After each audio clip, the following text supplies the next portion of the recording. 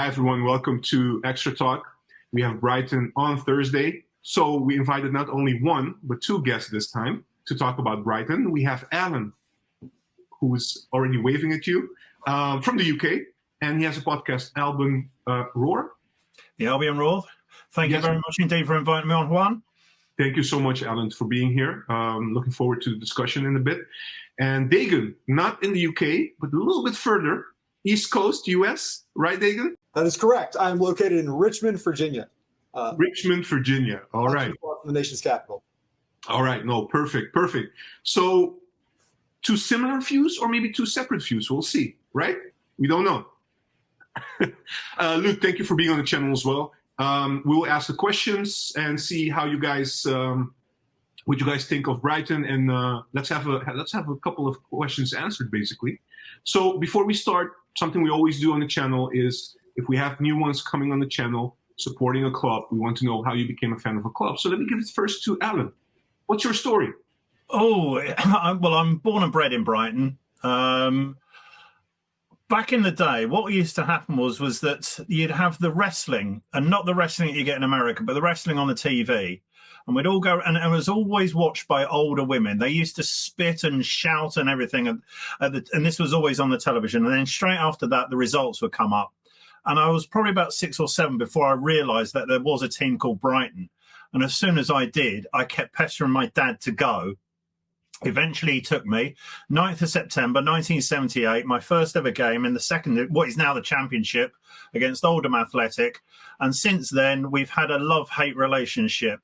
I love them. They've hated me. Sometimes, you know, I absolutely adore this club and what it stands for and what it is. But that love has been, over the past 40-odd years, been a little bit unrequited. But we're in a good place at the moment. Oh, you can say that. We'll definitely dive into that a little bit further in the discussion. Dagan, what's your story from Richmond, Virginia? So I'll be brief. I've been a coach all my life, never played soccer, was never around the sport. My daughter has fallen in love with it. And at the urging of some friends, they were like, you need to pick a Premier League team. And so the sports part of my brain decided to dissect this. I made a big spreadsheet. I did a bunch of research, looked at all the teams in the Premier League. I ruled out the Big Six sort of right off the top, and Newcastle because of their sort of newfound financial gains. So just didn't want to be a bandwagon fan, right? Like that was the big thing for me, is just not jumping on a bandwagon and say, oh, yeah, you picked City. Great. So in my research, the thing that really stood out to me the most, if I had to distill it down to one thing, was Tony Bloom, our owner. And if you look historically, Tony Bloom took ownership of the team in 2009. In only one season since 2009 have we dropped in the standings by more than 2 places. Only one time. We've gone up and up and up and up and up, but just a couple of little hiccups. There was one big one year, but we in that year we stayed up just barely. And that's 54 places ascended in the standings in those 14 years of ownership. And what I wanted in the club that I picked was a sustainable model for success. I wanted a club that wasn't necessarily, the top every year, but a club that looked like they were growing to become a powerhouse. And I felt like Brighton best fit that description. What I found as a fan is a club doing just that, and a group of fans that's really been incredible. Alan and other podcasters just being welcoming. The team at Albion Obsessed welcoming me on to join them as a regular has been tremendous. But just the whole community of fans in Brighton. It's like a small family because it is a smaller club, and it's just really made it a blast. I think Alan would say I'm known as a resident optimist in the Brighton community. At least that's what my fellow podcasters tell me. But thank you for having me. Oh, no, absolutely. Thank you for being on the show, both of you. Nice stories, both of you as well. Luke, let me give it to you if you want to ask the next question. Thanks, Juan. So obviously, guys, okay, it's a question for both of you. So Brighton have been going and having a great rise up the table and in English football in general in the Premier League over the last couple of seasons. Under Graham Potter at first, playing great football, and you still can play great, fantastic, attractive football under De Zerbi. What is the cause for this success? Does it come down to the type of manager you've had, or is it a certain culture in the club that really allows you to really play some football? Let's go to Alan first. Well, I think we've got to sort of take on Dagan's story there. I can't say that the year zero is exactly when Tony Bloom took over, because the story itself goes back in leaps and bounds and waves and ups and downs. I mean, in the late 90s, there was some horrific downs to the point we nearly went out of business. But if you're looking at where we are now, then I suppose that the starting point would be Tony Bloom. I mean, for the fact that we've actually made the leap that we have, like I say, you talked about Graham Potter, you've talked about Roberto De Zerbi. Before that, you had to have the foundations built. They were done quite brilliantly by Chris Hughton before Graham Potter. I think it's fair to say he probably took the club as far as he could, and Graham Potter came in with a fresh set of ideas. But none of this was arrived at accidentally. None of this was arrived at in 5 minutes either. I mean, you mentioned 2009, that's 14 years ago, and the rise that we've had since then. And it's been down to careful planning. Now, Tony Bloom himself had never been a chairman when he took over. He'd made a lot of mistakes. He spent a lot of money on the stadium. I think what helped was when Paul Barber came along in 2012, someone who's reluctant to join a championship side. But between them, I mean, they've probably spent thousands of hours talking to each other about a plan which gets altered probably every 5 minutes, but a plan for as much sustainability as possible, both in terms of the club as a community asset, but also the club as a football team. And it's a kind of a magic stroke. The point is unless we're actually in the room, you can't really know. But whatever it is that those two have put together, obviously with the teams around them, the team of people around them, it's had to be that everyone has bought into the plan, the grand master plan, whatever form that's taken. We as fans can only see the result of that. But what we've had before with the conversations that they've had amongst themselves and the culture that they've brought about in the club, the culture which incidentally Tony Bloom took on from Dick Knight, the previous chairman, but it's all about the incremental steps. And I'd actually argue that the biggest step that we've made was actually last season, because as Dagan talks about the steps, the rises that we've had, the biggest one for me is that difference between finishing 9th the previous season and 6th, because for me, that is an enormous leap. You're actually now busting into a big 6 cartel almost. And to make that leap is incredible. But I think it's been done without throwing money at it. It's been done without being stupid. It's without mortgaging your future. It's been done in a sustainable manner, which I think a lot of business people could learn a lot from. For me, that success is on the back of the plans and the ideas that Barber and Bloom between them have actually brought about for the club. And not just the club, the community as well. Alan, just quickly, just a question for the ones that are not familiar with who Mr. Barber is. Who is he exactly? He's the club's chief executive. He's also now the official deputy chairman. He runs the club on a day-to-day basis, but between them, they are Bloom and Barber are a tight, solid unit. I mean, clearly, Bloom's the one in charge. He's the major shareholder, but I think it's probably fair to say that without Barber, then Bloom would have probably made more mistakes. Tony Bloom is someone who is intelligent to know what he doesn't know, and for that, he has Paul Barber, he has David Weir, he has Sam Jewell, he has Roberto De Zerbi, and all the other people before them and all the other people that will follow. But he is the one that keeps the whole thing together. That's nice. Dagan, quick question for you, sorry. So you said obviously about you looked for a club that was sustainable, that's able to hold their own and be able to have a plan, etc. How much stock do you put into the careful scouting and the great system in place for finding the best up-and-coming coaches or targeting those? Because you were linked with Knutson as well as De Zerbi at the same time, around the same time. And Knutson's doing incredible at Bodo Glimt at the moment in Norway. And it's a manager that Ajax have been looking at for a couple of seasons. Hopefully we can get him in, or someone that can, like Brighton are scouting, right? But how much stock do you put into the careful scouting and planning that the club are doing in terms of contributing to the success? Is this something that you think that could be sustainable moving forward and to make you into hope maybe a consistent European side, or maybe even aiming for Champions League? So to use a proper analogy here, I'm all in on that notion. Tony Bloom at the outset made his fortune as a gambler.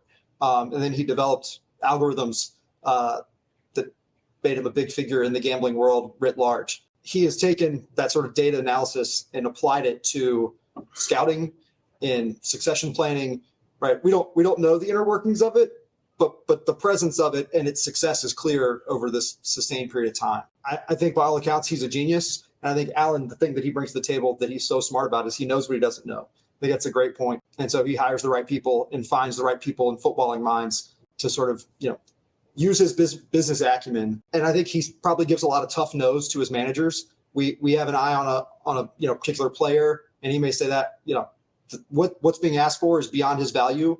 We're not going to get a good return on this investment, and we won't make that investment. But those are the kind of mistakes that kill clubs that are trying to ascend, right? They go all in on some big move, everybody goes, oh, we got big name player X, and big name player X falls on his face. And the reason we got big name player X is because his previous team was done with him because he had a bad attitude. And that's one thing with Brighton, and De Zerbi has really embraced this, the sort of no bad apples approach. That's been great. And so Trossard got a little upset last year because he looked like losing his spot to Mitoma, and he was gone. Sanchez was our guy, and then he had a timeshare with Steele because of Steele's better prowess on the ball. Sanchez didn't want to be a backup. Sanchez is gone. So there's this clear line. So we're not going to have any bad apples here. If you're not on board with what we're doing, you're out of here. But no, I really believe in the model. I think whoever follows De Zerbi is going to be incredible. Just as De Zerbi followed Potter, and everybody thought he's the best manager I've ever had. What are we going to do? We lost this player. We lost Basuma a few years ago, and then Caicedo became the new and better Basuma. Baleba, we're yet to see what he'll become, if he'll become the next Caicedo, although I'm in the camp that he's a little bit different than Caicedo. Can I just cut in there and say that I would be extremely confident that should something outrageous and very unfortunate happen to Roberto De Zerbi tomorrow, as we'd say here, euphemistically, who walks under the next number 19 bus, the club already know who their replacement is. That person will be on the top of the list. It might change every now and again because it's down to availability or whatever it might be. But the club already knows who their next manager is going to be if they have to change it tomorrow. Incredible. I just hope someday we will do the same at our club, to be honest, because for us, that's been the main issue in the last few years after Ten Hag, Overmars left, especially. I have a couple of questions because you guys are raising very interesting points. Looking back, in hindsight, everything is easier, right, to say. But you touched upon it, Dagan, saying that when Potter left, honestly, I only looked like I took notice of Brighton when Potter was the coach, right? And then he left.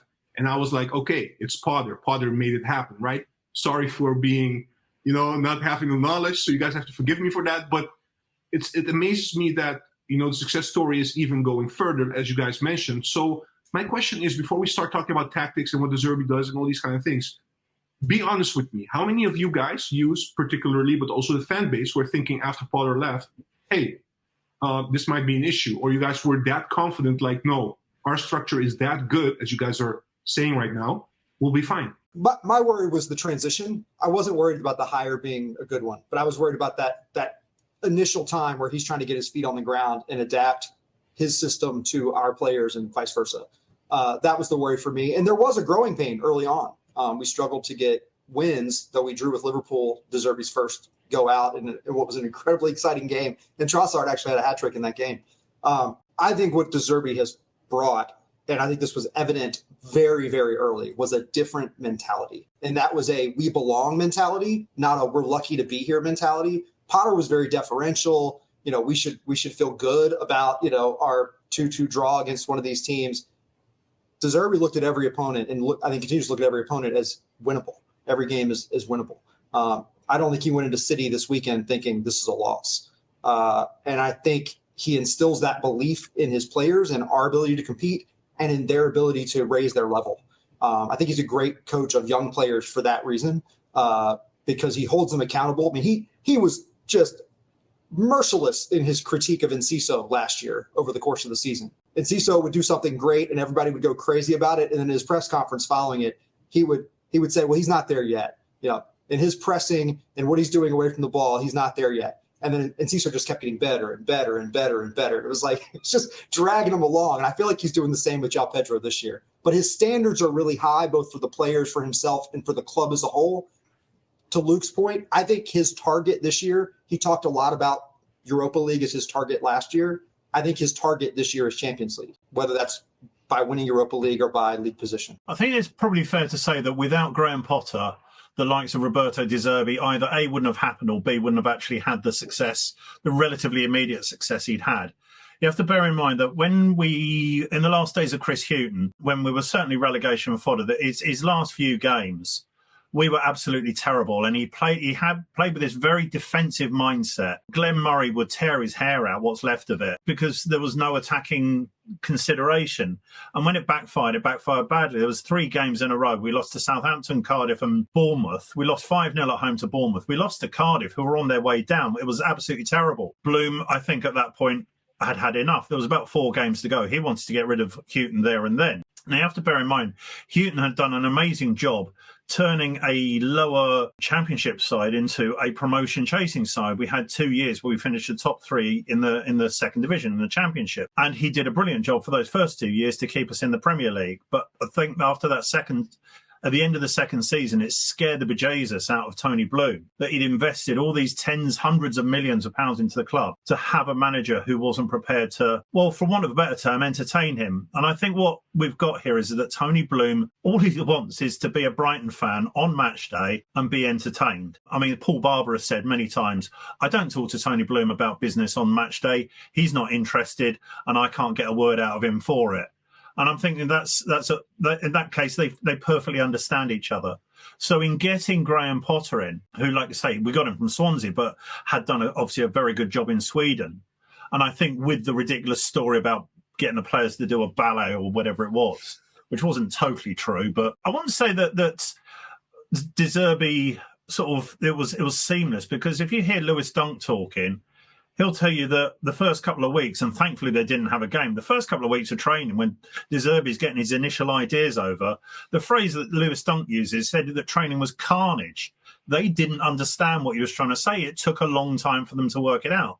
Thankfully, we had a 3-week gap before that Liverpool game. And you can see it's a work in progress. This season, for instance, you can tell that after a first close season, in other words, the time where De Zerbi's got a long time to get his new ideas in with new players, you can see there's even more confidence about it. I think personally at the moment, the confidence is slightly hit on account of the fact that we're not necessarily getting the results we want. Losing 6-1 does dent your confidence. But I think also we've probably had a slight lessening in quality of player, because you don't lose Caicedo and McAllister in one hit without it making some kind of dent, irrespective of the system or who's there or whatever follows in behind.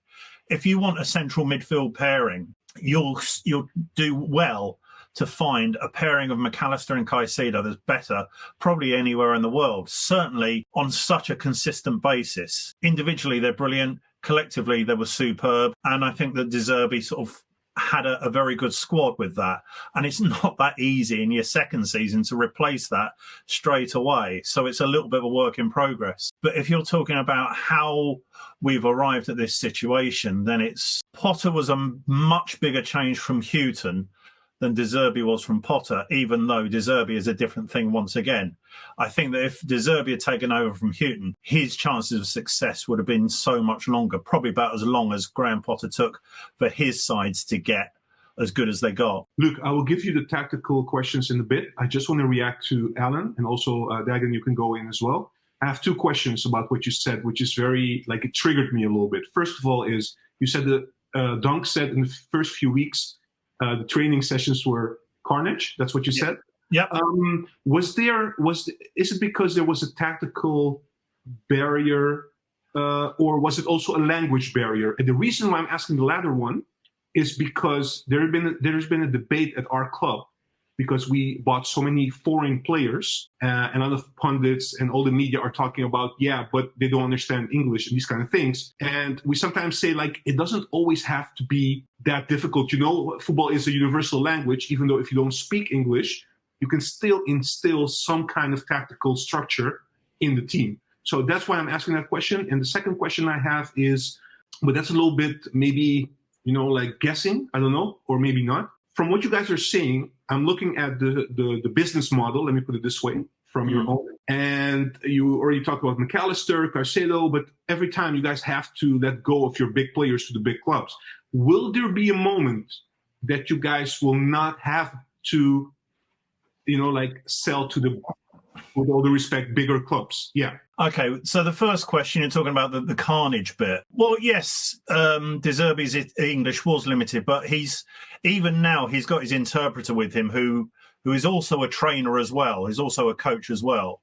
So in that sense, it was him getting the ideas across. I think that the barrier wasn't so much the language barrier as a tactical barrier. They're all going, right, you're going to be there, you're going to be there, you stand there, I want you there. And they're all going, what? Hang on, say that again. And it was, right, yeah, but what I'm going to do is you're going to do that. And what he's going to do, what your opponent is going to do. And he's actually telling the players what the opponent is going to do if you do that. And they're going, how's that going to work? And it's a set of ideas, because obviously De Zerbi knows exactly what he wants to say, but to get that across, I don't think that it would have helped probably if he was working in Italy.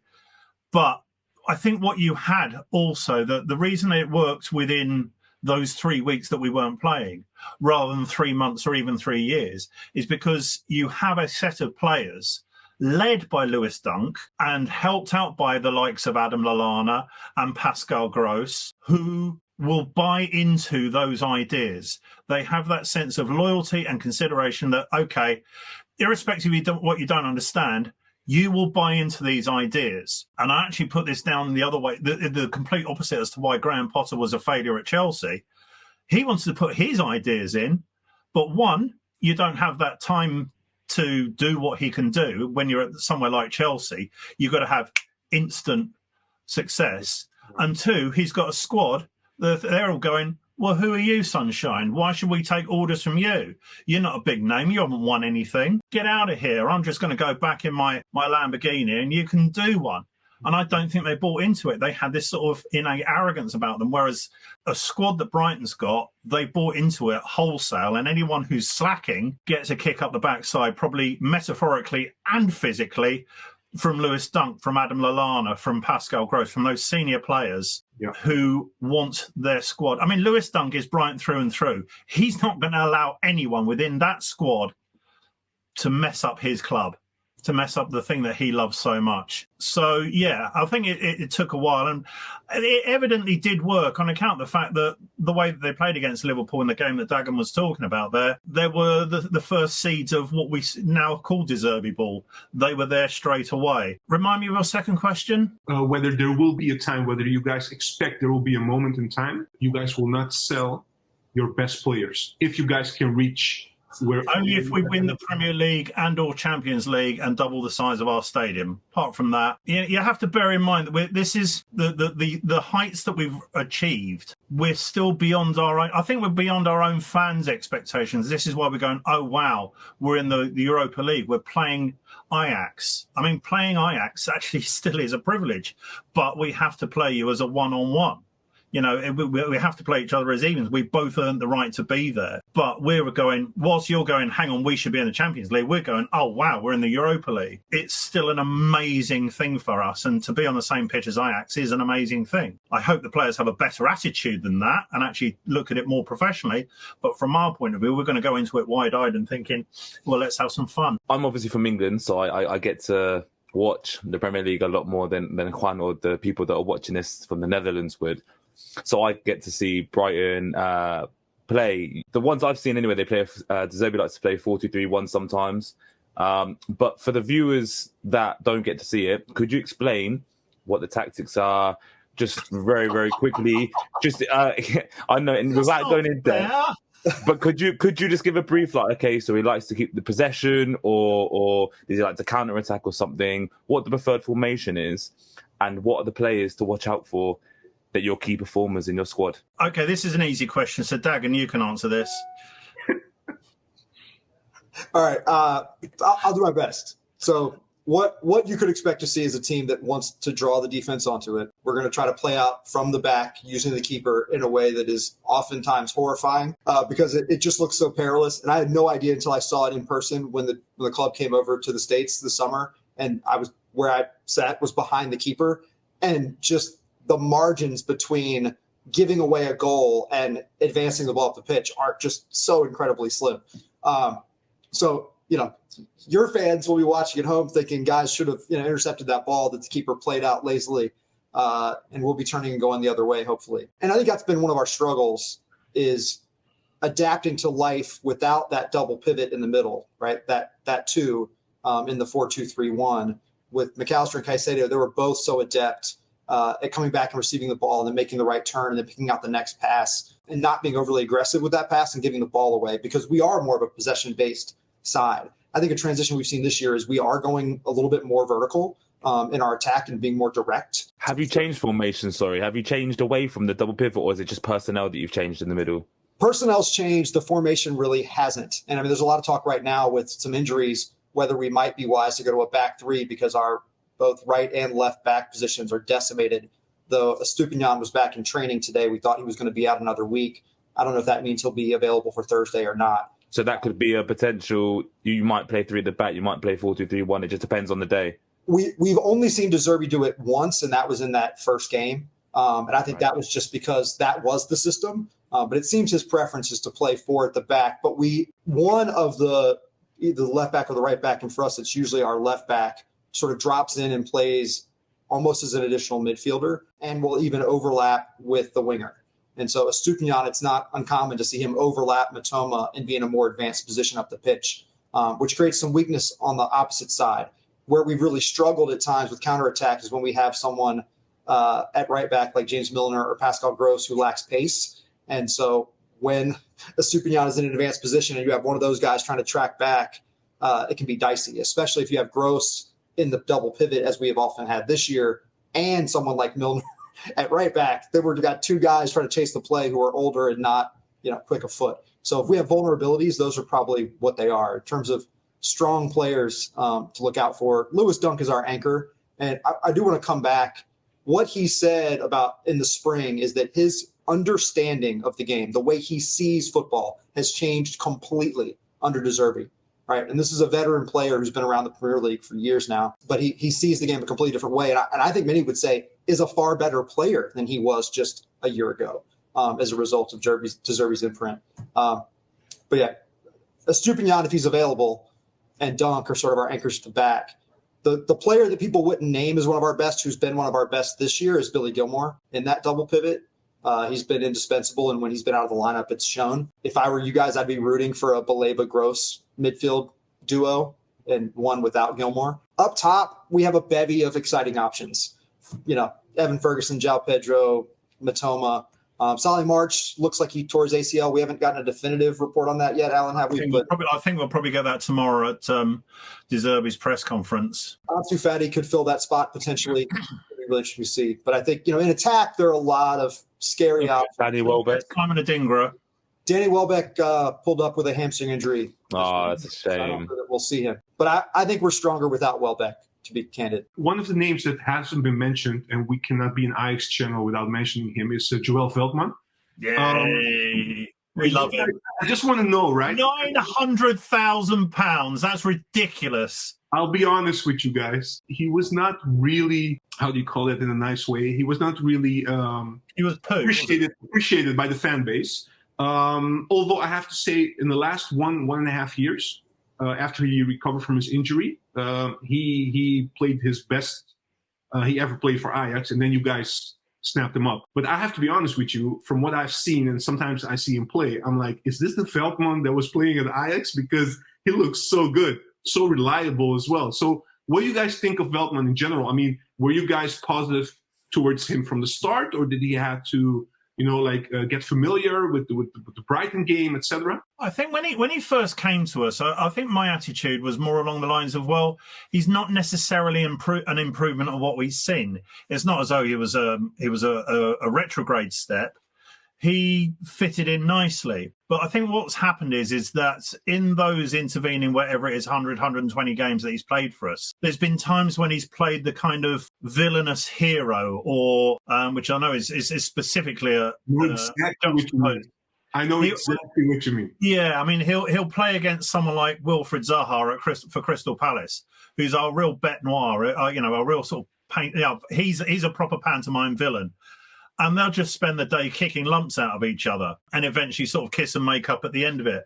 There's times when someone's actually had a go at one of our players and he'll just go piling into that same player 2 or 3 minutes later saying, don't touch my mate. You know, you're going to know about it. Next time you're going into row Z. He's got this sort of lovely, happy demeanour about him. He's actually ambassador for the club's charitable arm that serves the community. So he's an ambassador for that. So then off the pitch, there's this lovely, easygoing smile. On the pitch, when he feels like it, he can be an absolute monster. And we're all thinking, Joel, calm down. You know, so yes, that's the long answer of saying, I much prefer Joel Veltman playing than not playing. I have one more question for myself, just out of curiosity. I'll give it to Dagan. Obviously, Ajax are known for the possession football they've played over the years and all the historic teams they've had. But obviously, Brighton have their own style of football and culture. Obviously, two styles could be similar, but very different at the same time. What do you expect when it comes to this Thursday's game? Do you expect a real hard tactical battle where both teams are trying to find spaces, gaps, and there's not going to be any gaps because both will be very careful about giving space to the other team? Or do you think it's going to be end-to-end, both teams trying to score as many goals as possible? What do you expect? I think it depends a little bit on Ajax and whoever's the interim manager and what kind of tactics they deploy. If they're content to sit back and counterattack, which doesn't seem typical of Ajax. It's been all sorts at the moment, so. So you know, if they do that, it could be a little bit of a slog. If they press us, you know, high up the pitch, then we get to play the style that we want to play, and it's going to be up and down, and there are going to be chances, and we're going to probably concede some chances too. But it'll be a lot more easy on the eyes kind of game. The game we played against City, many people were at the end of last season. People remarked was one of the most enjoyable games to watch they saw all season because both teams sort of went after each other, and it was a 1-1 draw. But it was a blast. So it could be a game like that. I think it's going to depend on what we see against us more than because we can't make a team come to us until we score that first goal. And what we've seen is we score first, we win. I know teams win about 70% of the time, but I feel like we're like a 90% favorite with that first goal. Similarly, if we concede first, we are less than a 30% chance to win. I feel like I don't know if Alan would agree with that, but that first goal I think in our games looms larger, and that may entice an interim manager to try to sit back and be more conservative. If we can see the first goal, if we don't win, it won't be for the want of trying. Yeah. We'll probably end up losing 4-0 trying to get back that equaliser. I was meaning to ask you guys as well. I'll be honest from my perspective because I rate Brighton pretty high. When the draw was done, for me, you guys were clear favourites. But it's funny, after 2 games now, you guys are... I haven't seen the first 2 games, I'll be honest with you. But I was a bit surprised by the results because I thought you guys would be having more than just 1 point. What do you guys think happened in those 2 first games? Why did you guys lose out on points? I think probably certainly for the Ajax game, I think that a lot of the players were caught up in the occasion. You have to realise how big it was for us. Yeah. I mean, with all due respect to Dagan, he's been a fan for a few years. For me, having been right in the basement, nearly going not just out of the league but out of existence in 1997 and clawing our way back, we were 2 years playing 120 kilometres away. We were another 12 years without our own permanent ground. So to go from there to where we are now, I think a lot of people got caught up in the euphoria. The city is bedecked in blue and white at the moment as all the bunting is out to celebrate our achievement.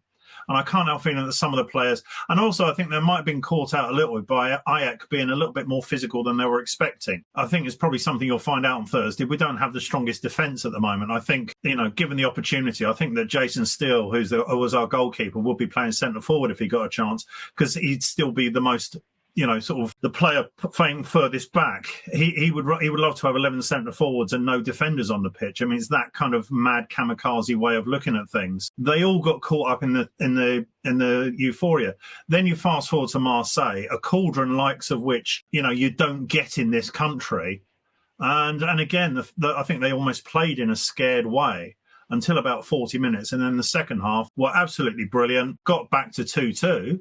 Which was great, could have won it. I mean, the Ajax game could have won it, but it's a case of, I'd like to think that come Thursday for the game against Ajax, that they've actually sorted themselves out. They've had their home European game, they've had their big cauldron game, and they can actually now approach this professionally rather than like kids in a sweet shop. They didn't do themselves any favours by like I say, I think just getting caught up in the occasion. My final question, by the way, Luke, I don't know if you have anything else. My final question would be, Luke already touched upon it, but what do you expect in terms of, because we don't even know right now what to expect, because we have now Maduro, who took over, who was the assistant of Maurice Stijn. So he will take over for this game and also the PSV game on the weekend. We don't know what kind of tactics he will apply. We don't know what formation he will apply. So it remains also for us a little bit of a surprise. From your perspective, what kind of game do you expect and what are your predictions in terms of the score? Because I have to ask this question at the end. Well, I'll just, before Dagan cuts in, I will say is that De Zerbi plays his way